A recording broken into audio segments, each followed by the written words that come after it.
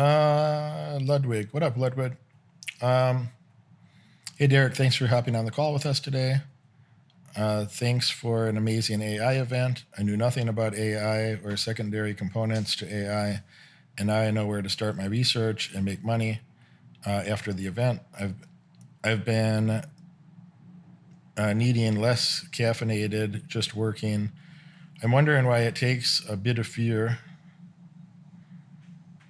It takes a bit of fear as a human to sleep less and do more versus logically just taking a nap and getting back to work.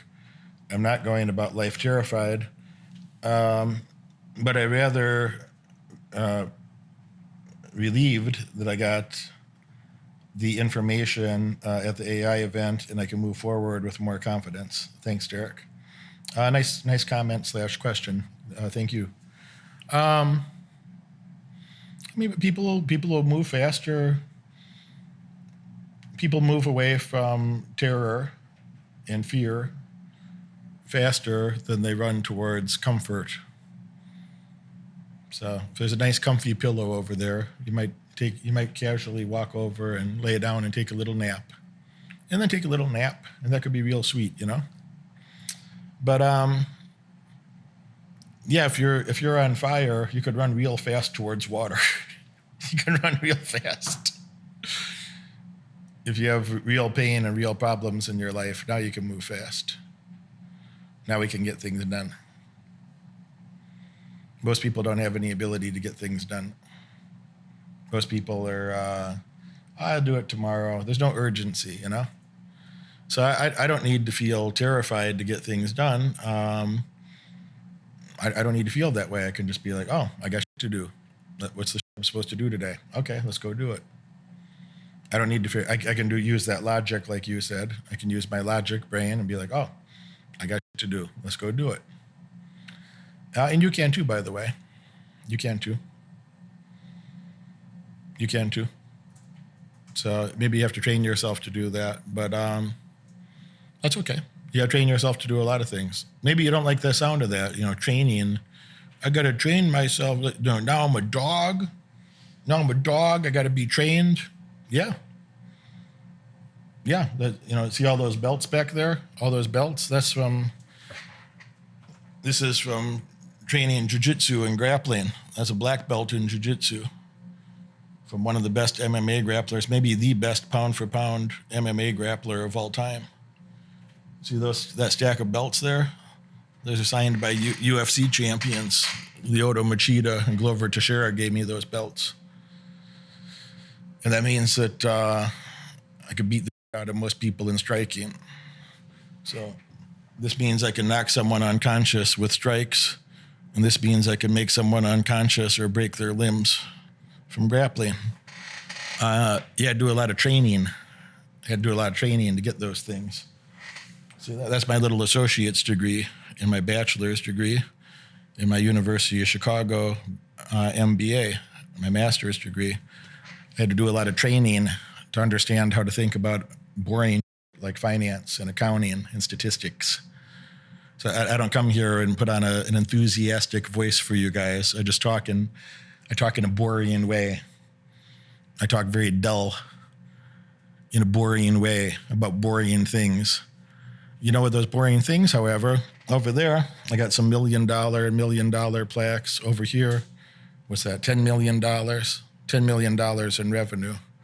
Over there, $50 million in revenue. That's not boring. So if you need to be entertained moment to moment, if you value entertainment more than education, I don't know. Your life's going to be pretty don't know what to tell you. But if you value if you can do boring things repetitively and you value accomplishment and you value education and accomplishment, you value your goals more than your short-term emotions, you value your long-term emotions much more than your short-term emotions, well, then you can have whatever you want. You can go to the best schools, you can have the best coaches, the best teachers, and you can train yourself to have better and better results, because excellent things don't happen accidentally. Excellence is not an accident. Excellence is a habit. Aristotle talked about that nearly 2,500 years ago.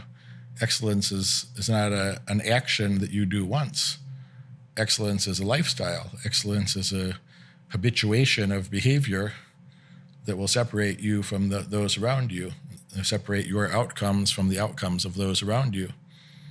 So I encourage you to, to train yourself and behave excellently. You can have whatever the hell you want and do whatever you want to with your life. All right, last couple. Edwin. What up, Edwin? Edwin says, thanks for the AI event. Question. Average people give advice on the stock market that only invest the money you're willing to lose. Do you agree with that advice? No, obviously not. I'm shocked that you have to ask me that question, honestly. But no, obviously I don't agree that only invest money if you think it's a casino, if you treat the stock market like a casino, then I guess that's good advice. If you understand what the stock market is and you understand like, oh, I'm buying fractional ownership in some of the world's best businesses. I'm buying fractional ownership in some of the businesses that I think could have the greatest percentage increase in value over the next few years. If you think about the stock market like that, which is what the stock market is, and the way any sane person would think about it, then it's not gambling, it's investing. I'm not a gambler. I'm in Vegas all the time. I live in Vegas. I've been in Vegas for so many years of my life. I don't gamble ever. I would never think about putting a coin in a slot machine, or I don't even think you can put a coin in a slot machine anymore. I'm that old. Can you imagine? Could you imagine that I would go to a craps table or a roulette table or a slot machine or something?